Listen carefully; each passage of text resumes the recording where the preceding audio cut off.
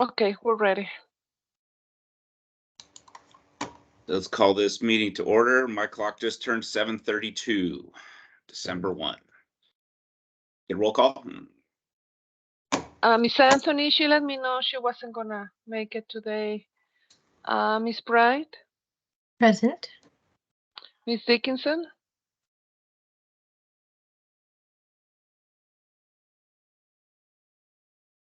she's not here yet. She may join in a moment. Miss Clement, Present. Mr. Kapler, Present. and Mr. Stevie. I am here. We have quorum, Mr. Chair. Awesome. Let's go on to agenda item 2, review and approval of the November 17 draft report. Sorry. Did I may have zoned out for a second. I don't know if we called my name Maria, but I am here as well. Okay, thank you, Michelle. No, I didn't call your name. I apologize.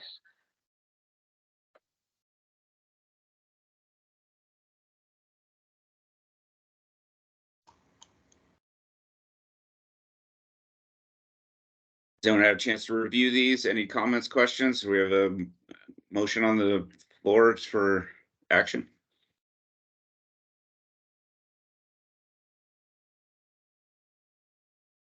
I'll make a motion to approve the November 17th legal action report. I'll second the motion. Hearing a motion and a second. Any conversation? Throw a vote out there. Those in favor? Aye. Aye. Aye. Nays? Hearing none, Maria, that passed. Thank you. This is an opportunity. We have a call to the audience. If there's anyone present on the call currently that is not associated with the board, city, or the applicant wishes to speak for a moment and address the board, now's your time.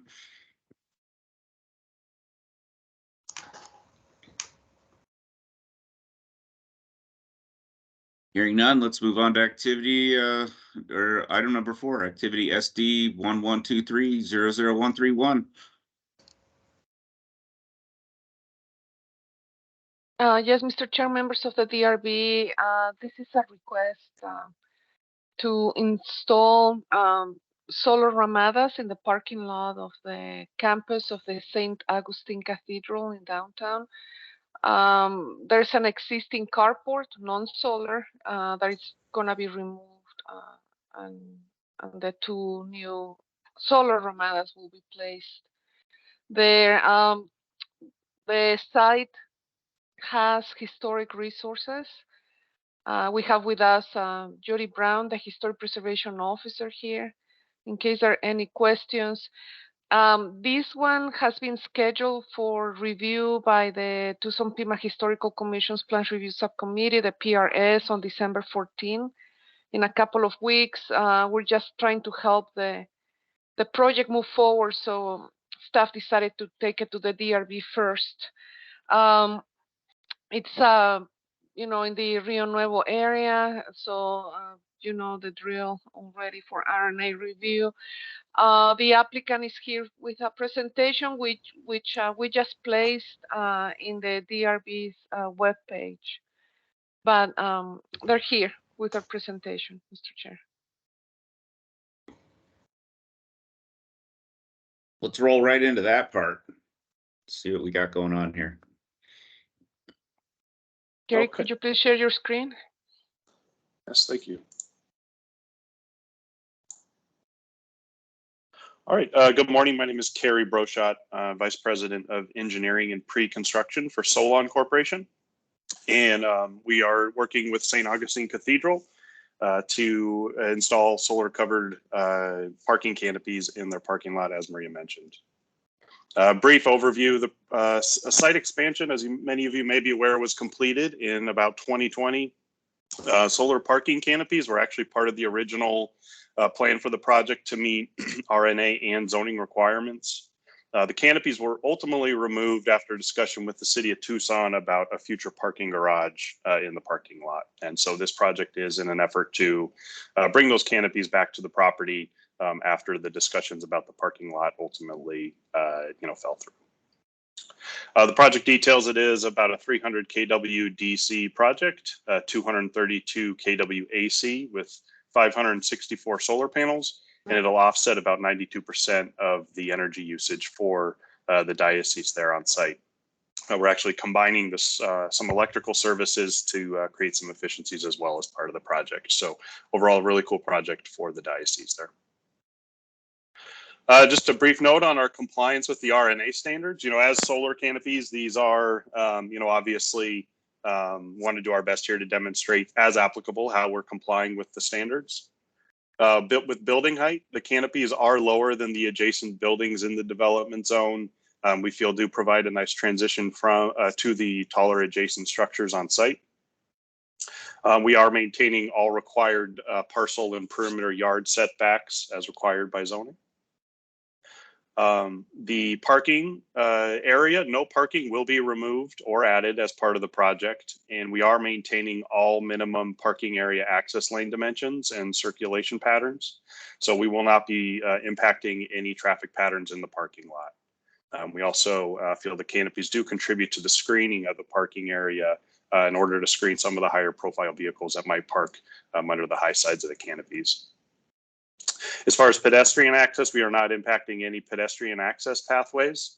And we are also creating open space below to maintain the sightlines to the chapel. As far as shading, these canopies are inherently a shade structure. They're designed to increase site shading. I'll show you a way here in a second where we augmented the canopies to increase site shading just a bit in some of the pedestrian access ways.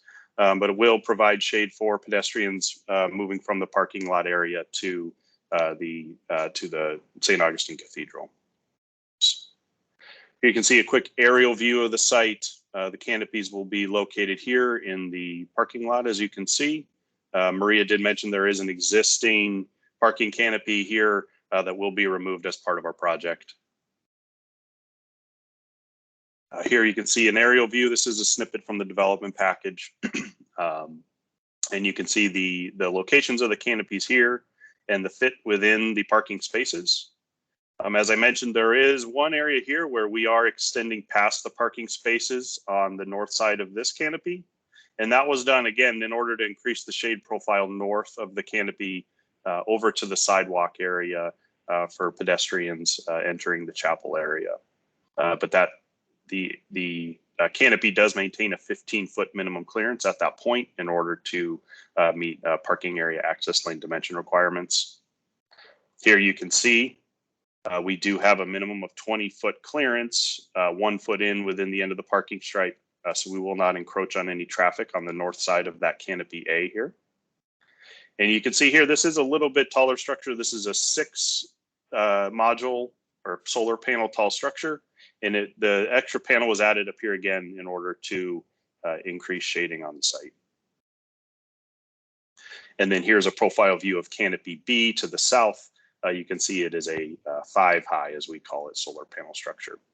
And we do maintain a 10-foot minimum clearance over existing grade in order to prevent damage to the canopy.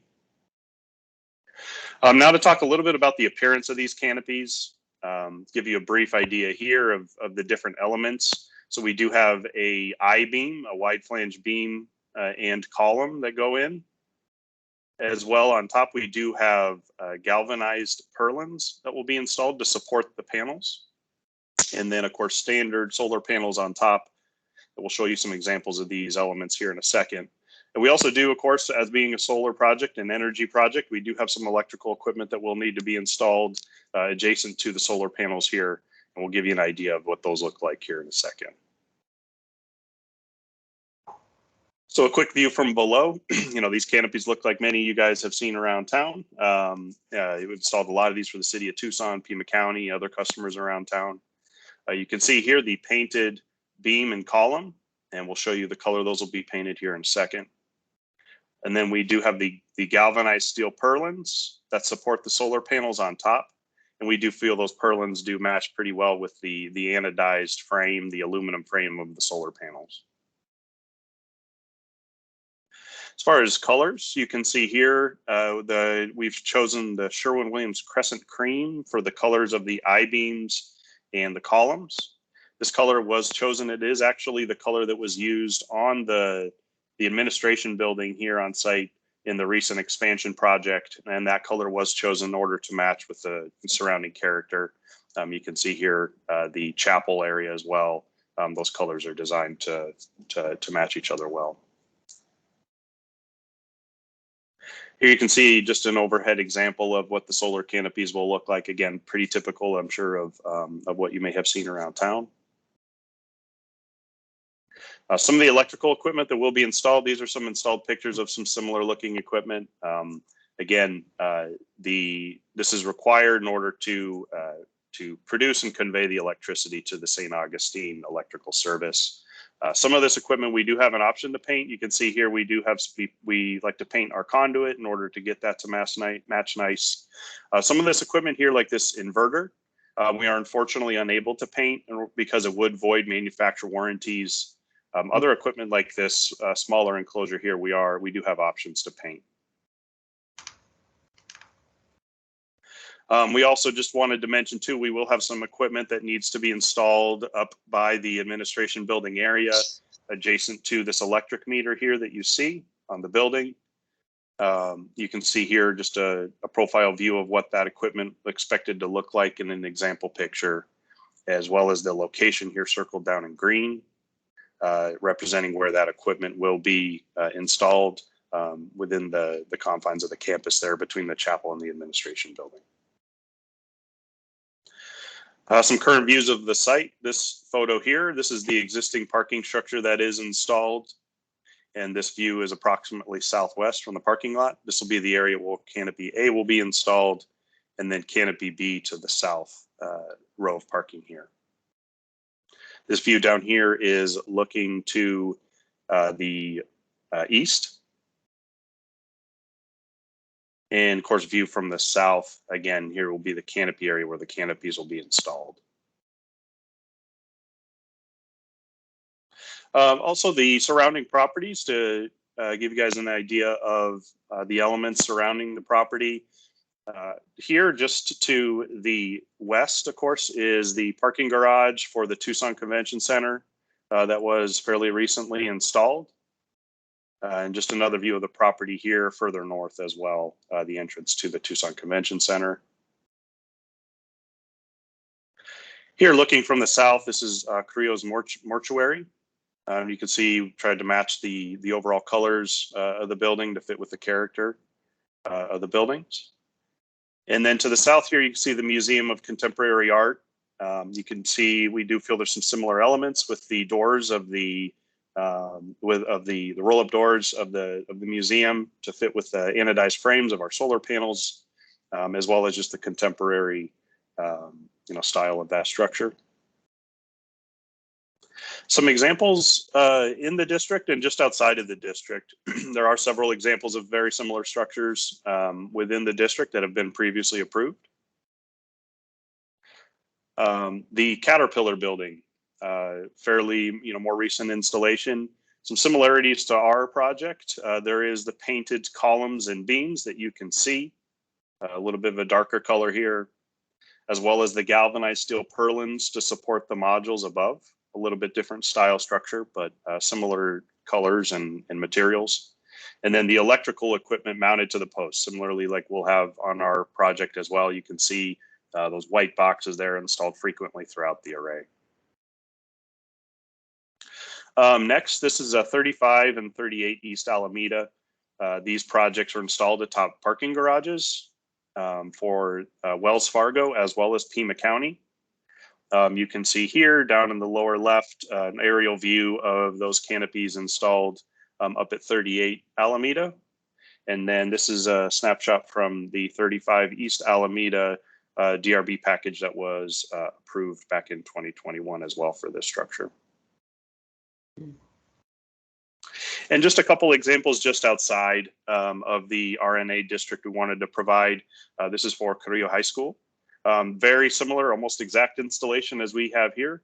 And the exact same equipment, again, installed on the columns for the shade canopy in order to convert that electricity over to usable power for the building, as well as the galvanized steel purlins above and the painted columns and beams.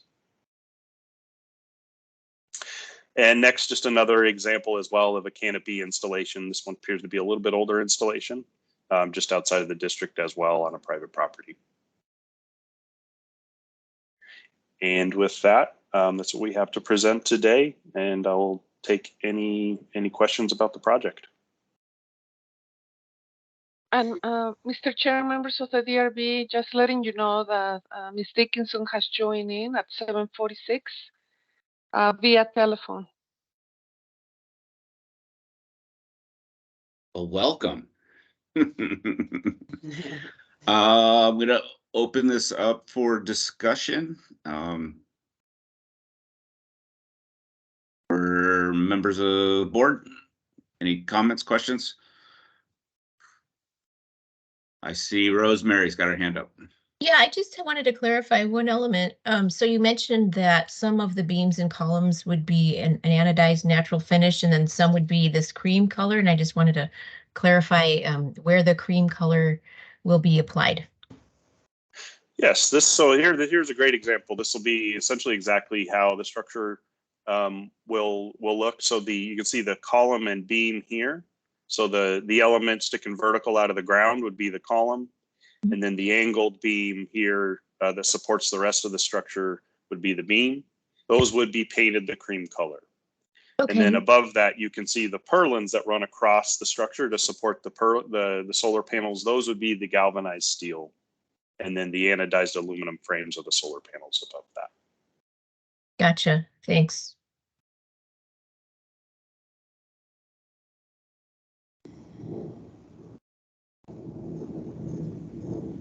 Any further discussion?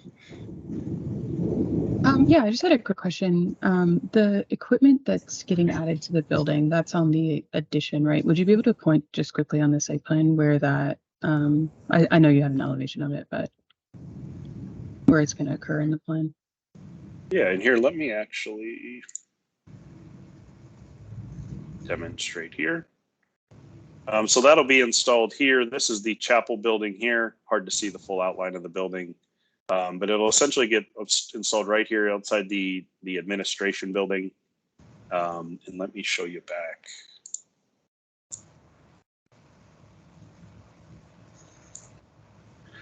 And that area is right back in here within this corridor here between the buildings. Again, at the new administration building. Okay, understood. Thank you.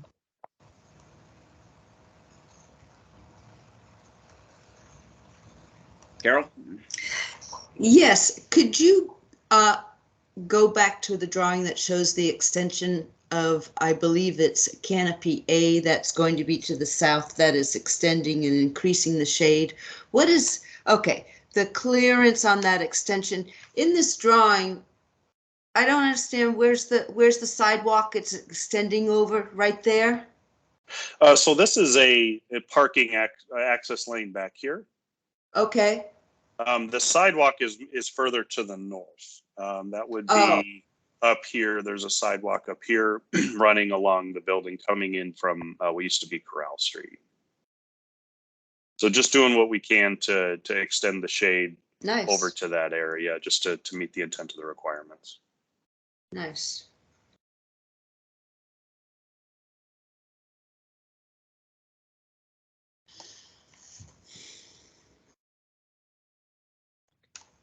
I just have one other question to kind of piggyback on what Grace asked about the panel. Is that area a back of house area? Is that kind of like a secondary entrance to the building where the equipment will be located? Yeah, it is located back within. So this is this corridor here between the chapel and let me actually pull this up. Can you guys see my Google Earth screen here? Yes. Yes. Yep. So it is back in here where my hand is here. So this is a corridor here that is limited to chapel personnel. Going back to the presentation.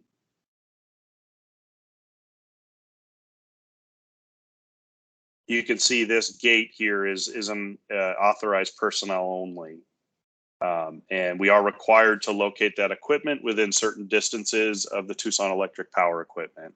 And in this case here would be the meter that is getting installed. And so we will need to place our equipment in an accessible location to Tucson Electric power personnel there.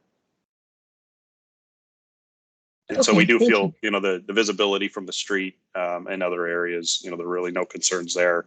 It really is deep within the campus there, we feel. Mm. All right, thank you for that. Carol, I'm going to get to you in 1 sec. I have a follow-up question to that, unless maybe it's the same one. Carrie, how do you get piping or conduit and wire from point A to point B from the panels to this location we're currently discussing? Yeah, so the diocese did install spare conduits for this solar project as part of their expansion project. Holy And moly, so- forethought coming into play. When does this actually happen? It's good to see. We try to do what we can to work with our customers early on here. But yeah, so we will be intercepting existing conduit that is installed right up to that area. Awesome. There is very beautiful concrete work around here that we have no interest in disturbing. So That was where I was headed. So Yeah. Carol, what do you have? Just to double check, there will be no existing vegetation that will be removed. correct. Thank you.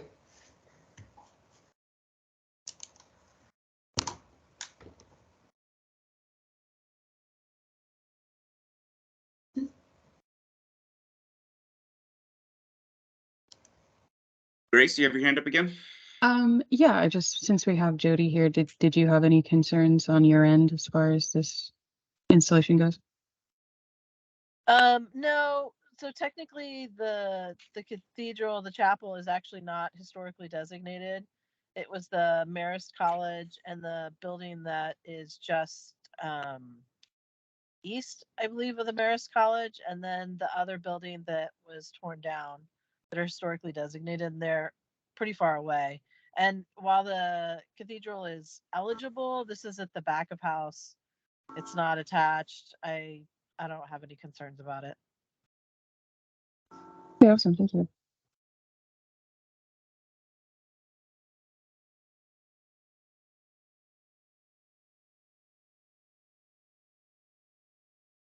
Any other comments, commentary, questions?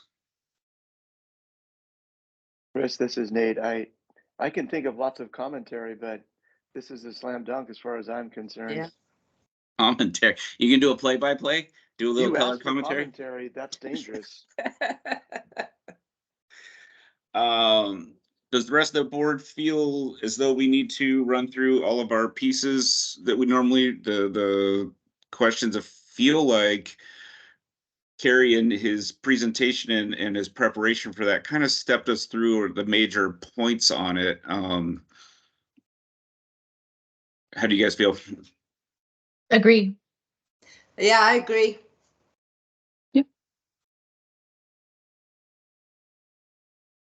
I think I'd be willing to entertain a motion if we're ready. I'll make the motion. Oh, right on, Carol. You're kind of the motion maker these days, it seems like. Well, You're getting good at them, so we're all like, oh, she knows the words. yeah. Well, thank you. Okay. The Design Review Board has reviewed the applicant's project for compliance with the Rio Nuevo Area Design Criteria and recommends to the Planning and Development Services Director approval, finding the project in compliance with the building design standards set forth in UDC section 5.12.7.c 1-15 and 5.12.7d with no conditions. Any amendments or changes to that? I will second the motion. Hearing a second, let's put this to the floor for a vote. Ayes? Aye. Aye. Aye. Any nays? Hearing none, Maria, sounds like we have unanimous vote on that one. Yay. Good job, Carrie. That was a good presentation. Yes. Good luck putting those panels in. Thank you all very much. You guys have a wonderful, wonderful day. Thank you. I mean, you can stick around and hang out for the rest of our conversation, but you can bail if you wish. We'll go ahead and get going. All right, thanks. Thank you, everyone. Have a good weekend. Thank you. You too.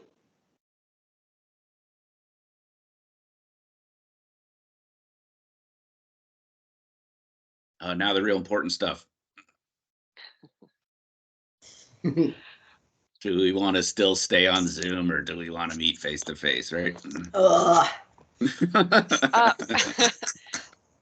Yeah, Mr. Chair, members of the DRB, I'm assuming you already read all the material I included for today's meeting, but yeah, we received a notification from the clerk's office that mayor and council approved this resolution amending the rules and regulations that apply to the way the various boards, committees, and commissions in the city of Tucson operate when holding meetings. So this resolution is in response to a new Arizona state statute that relates to public meetings and proceedings effective this past October 2023. So that's this section here that I just copy pasted of that new ARS. We also received from the clerk's office these guidelines for hybrid meetings, and also the email that I also included in the materials for you to review.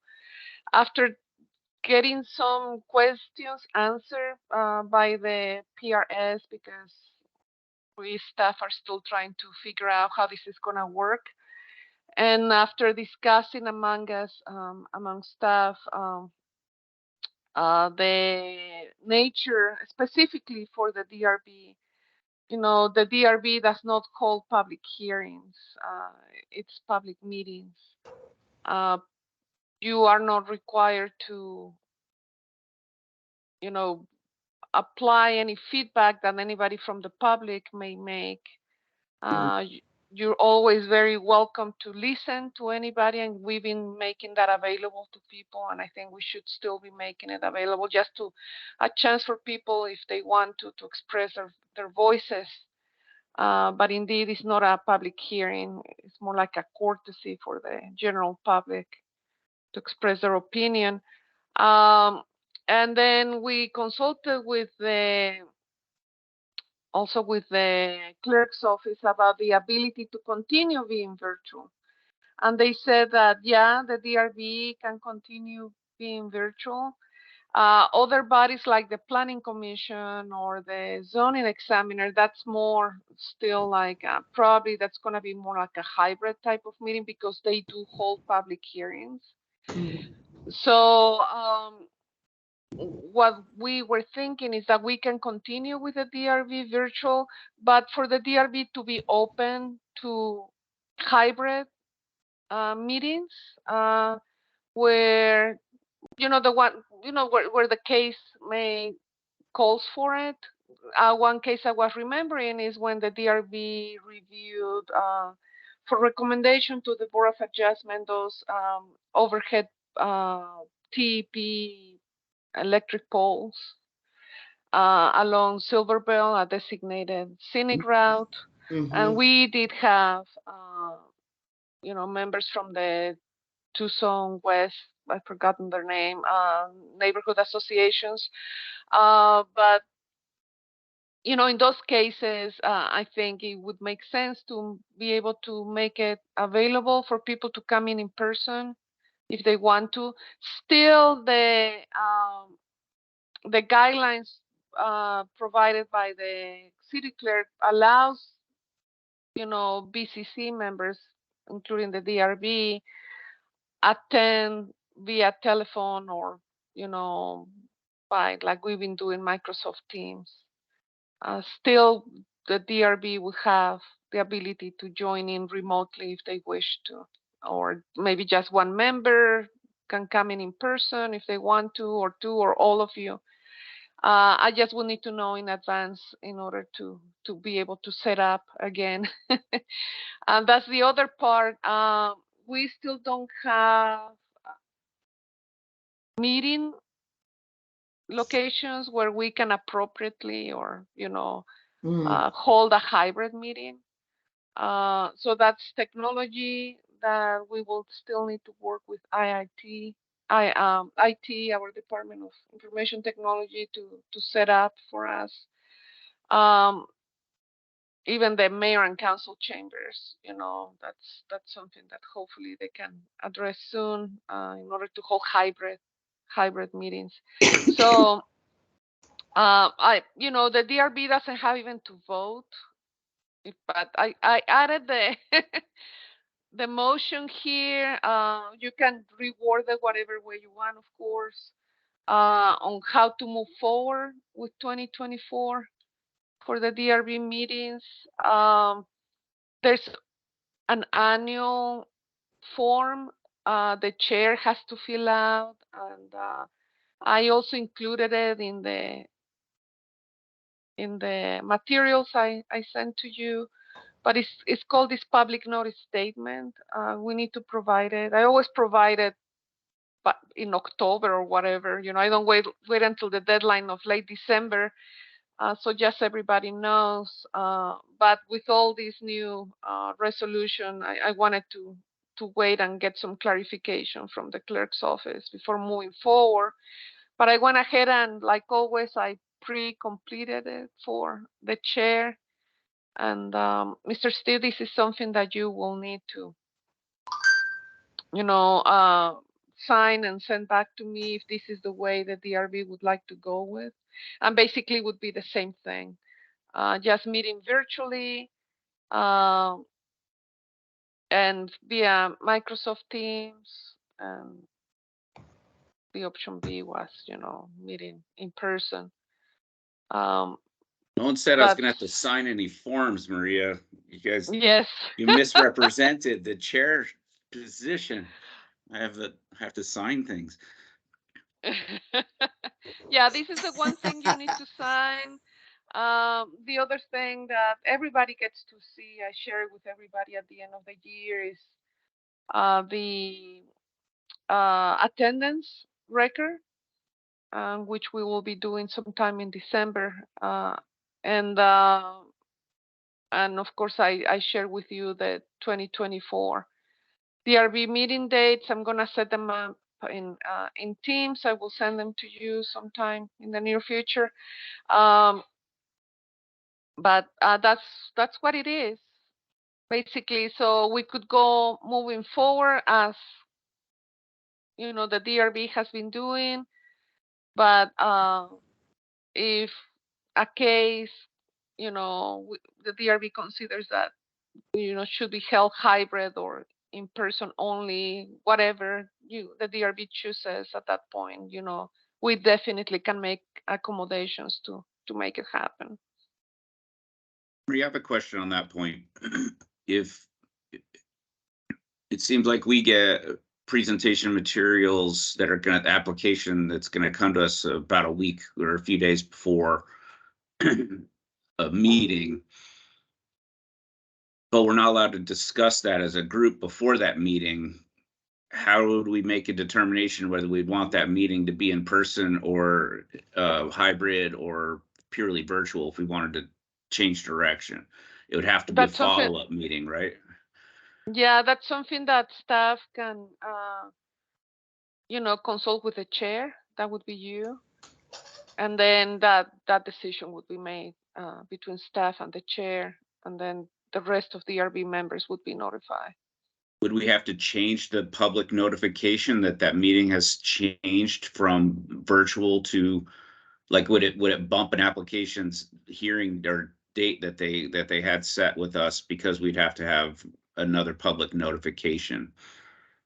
Yeah, I would draft this notice differently, right? So I would tell people you could join in person, but also if you would like to come in person, the doors will be open at 7 something a.m. Mhm. and But giving the that's only if we address. knew. That's only if we knew before the public announcement went out, right?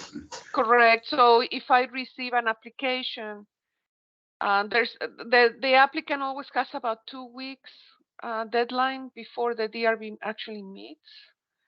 So at that point, when I receive the application and it's accepted, then I would be in touch with you and whoever is the chair, and coordinate and make sure that we are in a same understanding that it should be held hybrid or in person.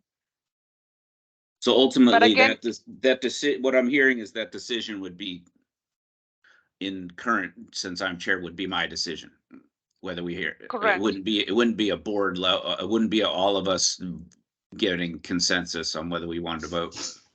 Correct. person And, or- and that's why I put this motion here now. So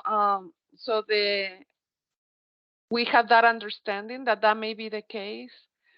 And actually, I don't see it just all being in person. I see it more a hybrid Sure, Mhm. sure, format. Yeah. But Because it's the really, DRB members have the ability to join in virtually if they choose to.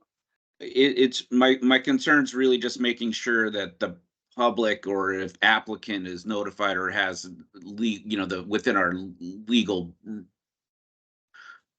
timeframes of when we have to put notices out, whether something is going to have the opportunity to be in person or Right. is recommended to be in person, Mm. that happens in the right, and Mhm. doesn't hold up an applicant just solely on our, I can see that being used as a tool, or in a bad way. If there's a application that comes up and there's, I'm purely hypothetical. If I as chair didn't think that was a valuable application, I could say we're going to go to in person and delay that thing a whole nother 2 weeks, and then be like, no, we're going back to virtual and another 2 weeks. Like that we could keep Yeah. bumping it down the road. I just want to make sure that is something we address. Not that I think it's going to happen, but. So you think within the scope of the framework we have, the application comes in, we have a discussion. It's purely a chair decision. I believe so. I can double check with the clerk, but with the clerk's office. But I believe that's perfectly okay. Right. Because I guess then that needs to be back. Again, the applicant could also be Mm-hmm. virtual too, in that case, right? Correct. Yeah, there's nothing here saying the applicant has to be present Okay. in person. And DRB members, will receive the notice, of course, and everybody can choose how to attend. But that's our recommendation as staff. It's up to the DRB how they want to move forward. Actually, that helps a lot, Maria, because I was kind of thinking that if there was a determination that we'd want to have in person, that it was like the people were required to be there, or applicant would be required to be there in person, and it just seems like No, it's going to be a nuisance staff- more than an opportunity. no, staff would be required to be in person. Yeah. When we hold a hybrid meeting, it would be staff being there. Mm-hmm.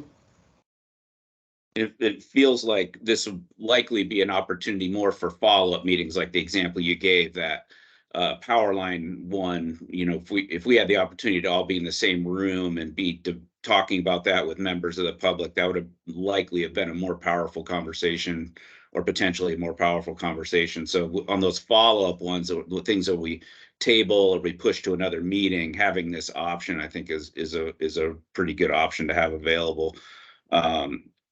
Personally, I like this virtual format because Yeah. we are in a public hearing.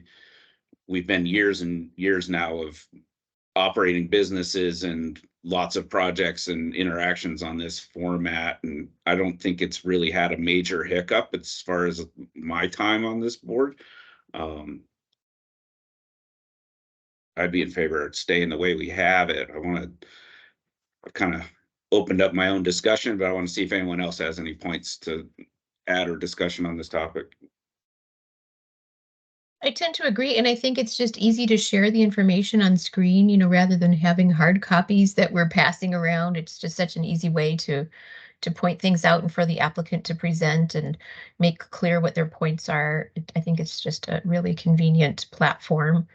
And also I had a question. So Maria, you said that right now the city isn't really set up for hybrid. So I'm just kind of curious what the timeline would be on that. If something came up, you know, when would we be able to actually hold a hybrid meeting? Good question, Ms. Bright, members of the DRB. I don't know. I know we're working on it. Like I was hearing staff who works, and myself included, but my supervisor that works with the zoning examiner hearings, you know, they're thinking it will not be until maybe March or April. And maybe at the mayor and council chambers, that's where the zoning examiner used to meet. So in terms of meeting in our office, and again, if we have like a large crowd, we would need to accommodate, right? We would need to find another location other than our office to hold those meetings, which has been the case in the past. Yeah, I don't know. We're just gonna have to wait and see. I mean, if I just have one member of the public, they can sit next to me, right? We have a big TV screen that I can project, you know, the conversation into, and that would be okay. A small group of people, it would still be okay. I'm more concerned about the larger groups. Right. Maria, we used to meet in a conference room that had never ran out of space. Yeah. Could we meet in that conference room? It would be in that. It's now clear again. It would be in that same conference room on the third floor. Okay.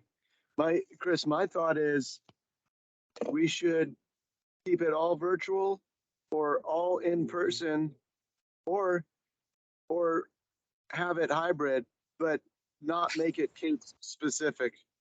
It's got to be the same every time for every case. Big cases or little cases is going to have the same format. It's going to get too confusing if you have to make a call a couple days before the meeting on the format. Just keep it the same. And I have no complaints about the virtual one. It was also enjoyable when it was in person, but it's more of a hassle to get everyone parked downtown and up the elevator into the seat. It's definitely a value add, in my opinion, to be able to do it virtually. So if one of the options was just leave it virtual, I haven't heard anyone complain about it. So I think we should keep it virtual. Yeah, I agree with that. I think hybrid can be difficult, just making sure everybody's heard and that there aren't conversations happening in person that somebody online is missing. And my vote would be to keep it virtual as well. Hybrid meetings have that challenge, direct challenge. There can be conversations that are under volumed, I guess would be I don't know if I can make that word up, but I just did. That wouldn't be captured on a video or on an audio, on our audio recording. That could be problematic. But yeah, I agree, Nate. I think having to make that decision per case would be a bit cumbersome. I think the case we would make for potentially having a hybrid meeting would be on this follow-up. Like if we have a case that's becoming larger, or if Maria has an indication that there's a large public input, like there's going to be a crowd, maybe we have that. we can have that discussion on, you know, an individual case by case basis if that's being indicative of the case. But I would say let's just hold where we're at, and I think these are, even though I'd love to be in the same room with all you guys and hang out and say hi and share some time together. That's a separate conversation. So I guess looking at this motion, or Carol, go ahead. You put your hand Well, up. I have a question regarding the guidelines of virtual. Are we, as the board members, supposed to have our cameras on? Yeah, and that has been actually the case, Ms. Clement, Mr. Chair, members of the DRB. That's not new. Yeah, I was wondering. So we should all be showing our faces, right? Yeah, unless, you know, of course, if you join by phone, which you have the Right. ability to do so, but then you cannot unless you're in your smartphone somehow and Right. able to see the presentations. But yeah, and remember, these are guidelines, right? Okay. There's a right. So that's what's recommended, just to be able to make it more personal, right? Well, and Right. it's a little bit of transparency to Maria, that Yeah. just to make sure that Nate doesn't have a stand-in putting his phone forward, All right, this making is votes. a screen. Yeah, this is a Screen and Actors Guild representative. I'm playing the role of Nate Kapler right now. Well, I think that's some of the reasoning behind having cameras on for those, is to make sure the person that's there is actually there. Right. But we all have challenges with that. Sometimes, you know, I do on phone only a lot of times when I just have my phone, because it is very shaky, and you know, just don't want to give everyone vertigo by watching me bounce around with my phone in my hand trying to keep the screen right. So there's those opportunities. So do we have anything else we want to discuss on this? I think we have another agenda item after this one. Yeah, could I just But I think, ask, excuse me, go ahead. Miss Maria, if we keep it virtual, but then we find out that we want a in attendance meeting, sorry, in-person meeting, how difficult is that going to be for you to change it up? It's not difficult, and usually, like the meeting before a meeting, I let you know what cases we are expecting.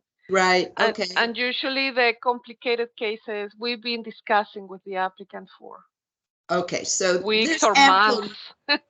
Right, there's ample notice for it to become a in attendance meeting.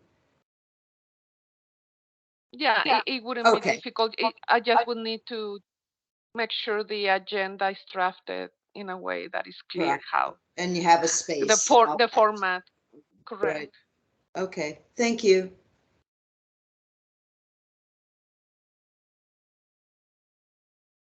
Maria, so you want us to actually do this motion as a formal action?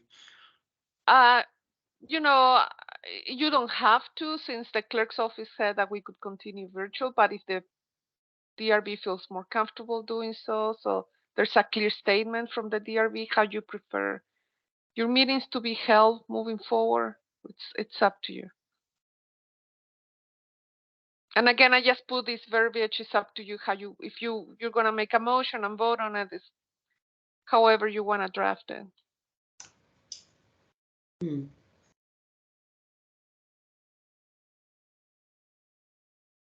Pretty much just says we're still gonna do whatever it gets every option in there. We can do virtual, we can do hybrid, we can do in person. But if you want to say that you want to move virtual, let's just do it that way, and then whenever the case comes, you know, that requires hybrid or in person, then we can just modify the agenda. I think just since we're on a board that's recognized, I think we should motion this in and actually have it be official. Yeah. And my opinion is that we would will hold virtual meetings, still leave the option for, depending on the case, if we want to do hybrid. And if a hybrid meeting takes place, one or more of the members of the DRB may participate by telephone, video, or online. I would want to add one or more of the members or the applicant may participate. Let's make that clear. Chris, this is Nate. What about forgetting this hybrid business and just say, we're going to be all virtual. And if there's a special case where we need to be in person, then it's all in person. Everybody's in person. And then we don't have the complication ever of, can you hear me now, trying to get a hybrid meeting going. Yeah, I just think we're either all in or we're all virtual. And nobody here has noted a disadvantage of being virtual. So, correct. that's it. Yeah. I'd be That okay may with that. be, That's pretty binary, Nate. It's either or, right? Mr. Kapler, Mr. Chair, Sorry members of about the that. Sorry DRB, about that. the only situation would be for those applicants who are out of town applicants, Mm, which we do have them. That would imply requiring them to travel to Tucson like they used to, right? But we would be virtual for that. The only person I could imagine requesting in person would be the applicant, because the board just said that this format works fine for us.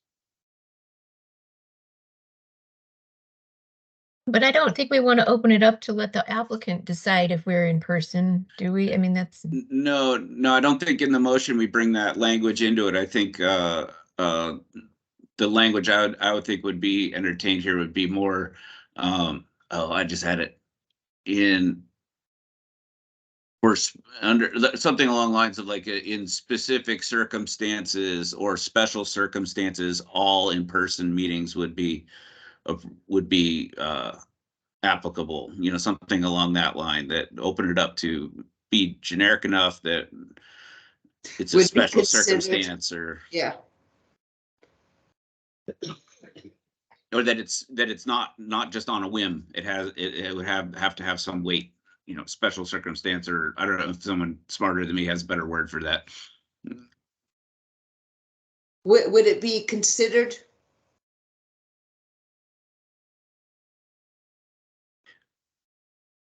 By, Yes. by the board chairman. Yes. Yeah, Carol, I Yeah. was thinking the same thing. If you want to just put it at the discretion of the chair. There you go.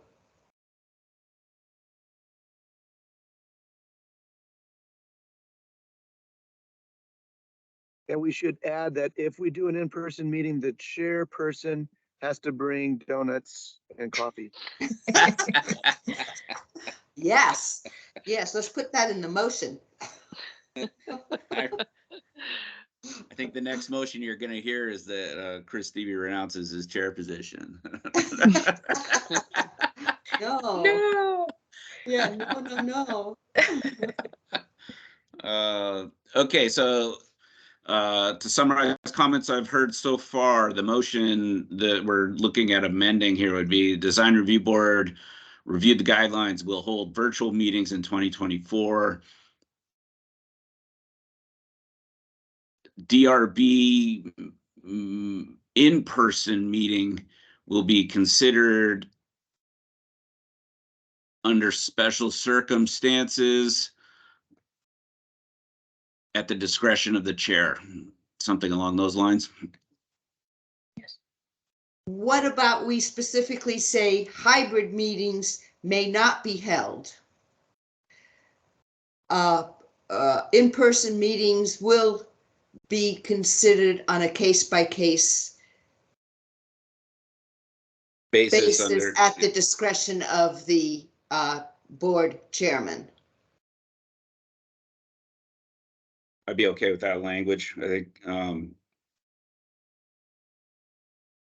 just to make it clear, we're not really gonna entertain hybrid meetings. Right.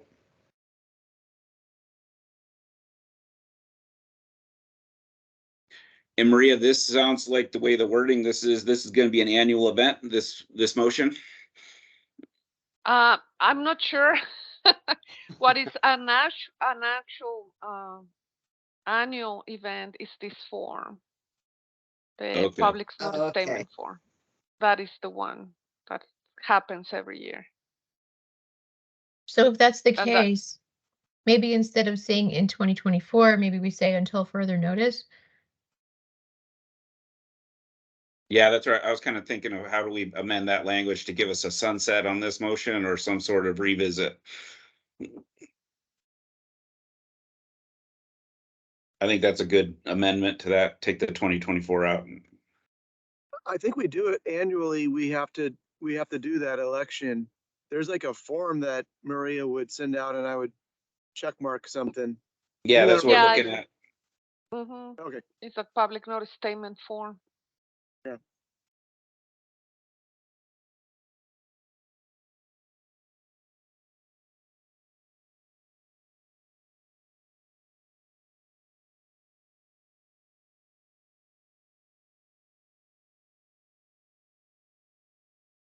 Well, let's do some voting.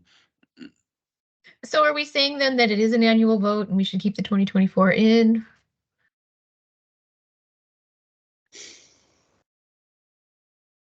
I think that might not, from Nate's point, when maybe we take the date out and say, hold virtual meetings, or I want to figure out where to put that whenever that form needs to be reviewed and renewed, Maria, that triggers this conversation. Yeah. How do we put that in there?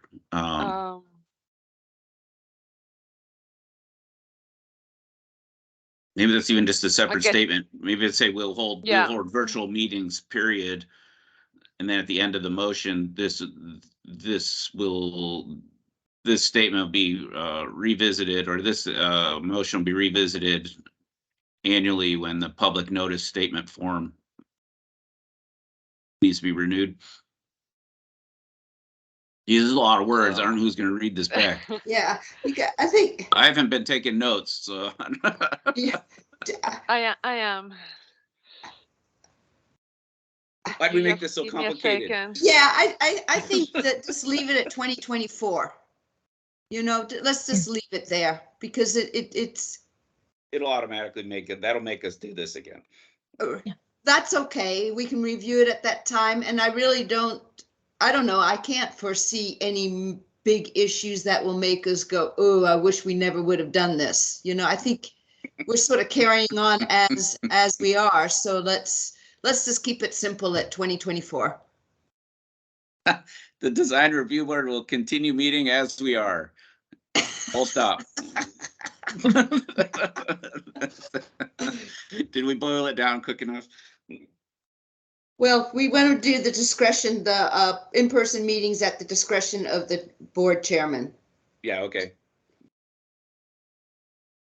Do you want me to read the motion maybe? You probably got it, Maria. Well, let me read it and let me know if I got it right, if you don't mind. Okay. Okay. Can you go back to the verbiage thing? Yeah. Thank you. So the design review board will hold virtual meetings in 2024. The DRB in-person meetings will be considered under special circumstances at the discretion of the chair. DRB will review the public statement form annually. Okay. And can you include hybrid meetings may not be held? Let's be very clear on that. Okay. Right? I don't know why we need to say that. I mean, Okay. I don't think we need to bring that. Okay. Bring All a right. negative language in. It's all Implied. Yeah, it's implied by Okay. being omitted. Okay. Just like a spec, Carol. We're being silent Right. on it. No opinion. Right, right. Yeah, but to be terrific, you have to be specific. However, however, did you just I make agree. that up? No, they teach you that in real estate school at the Jim Hogan School of Real Estate. They want you to be really specific. And anyways, I don't think we should put the negative language in about hybrid. I think it's fine. Just say, we got two options, primary, virtual. There's a second option at the discretion of the chairperson for in-person. And that's it. Yeah, Let's motion this up. Let's get going. Let's go. I think we're all in agreement. Actually, any other discussion before I do that? Sounds like we're good.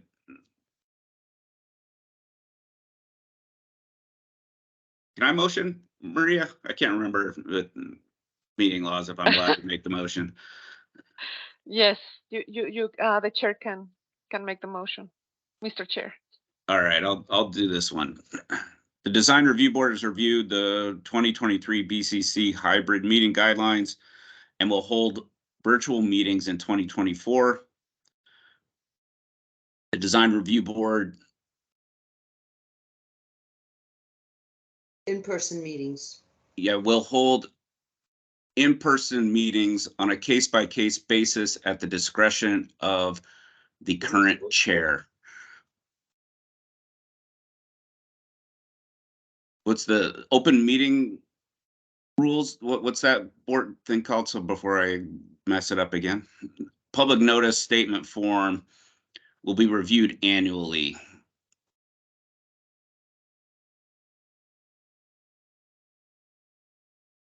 I think that's the end.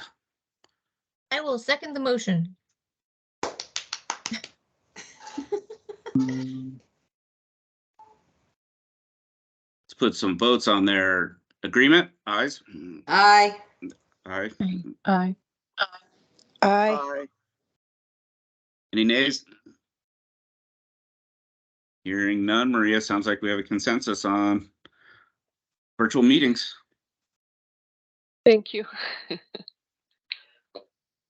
That took a minute. Yeah, it's complicated. It's adjusting to the new way of life. Still, no specific staff announcements. I don't have any specific cases lined up for the December 15 meeting. Just want to let you know if a meeting takes place, there's a chance I may not be there. It's my birthday, so Aw. I'm. Happy birthday. That's an in-person meeting with cupcakes.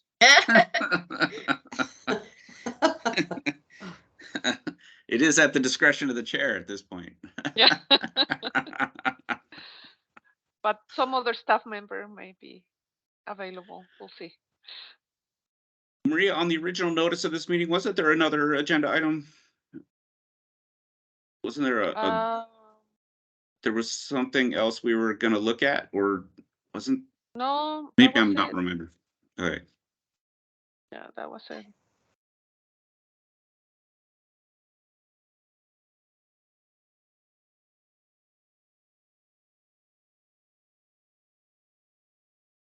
I think we're done then. Excellent. Thank you so much, everybody, again. Thanks, Maria. Hey, when Happy the birthday. recording is- Yes, you. Happy birthday. happy birthday. I want to Thank you. ask a question off the record once we're done recording. Oh yeah, let okay, me- let's call it stop. 8:35. Let me stop Adjournment. recording.